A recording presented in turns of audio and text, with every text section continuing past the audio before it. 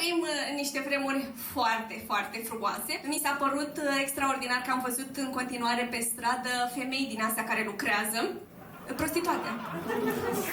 Ați văzut că sunt în București și m-am mirat un pic așa, că m-am gândit, bă, frig, ploaie, la ce mai stați acolo? Că acum există OnlyFans, ce mai există? Zi tu, că tu trebuie să știi. Cu puf, vitrină, nu știi puf? Da! Asta ziceam și eu. Și n-am înțeles de ce stau fetele astea pe stradă. Și pe aia m-am gândit eu, am făcut eu așa o chestie, zic, cum trebuie să te duci tu ca bărbat la o femeie pe stradă, stai la semafor, e roșu și zici, bă, ce să fac eu, mă?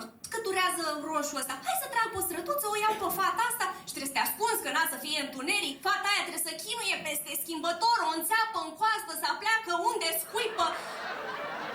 Scuze, știu prea multe detalii. N-ai fost? Niciodată. Ești cu iubita, nu? Nu pot să zic asta. Păi nu pot să zici niciodată. Dar prietenul ăla tău care a fost de mult, cam cât ți-a zis că mai e? S-a mai scumpit. S-a mai scumpit. Nu mai merită nici acolo. Nu merită? Nu mai merită. Păi de ce? S-a scumpit. Păi da, s-a scumpit. În termeni repede așa e. Cred.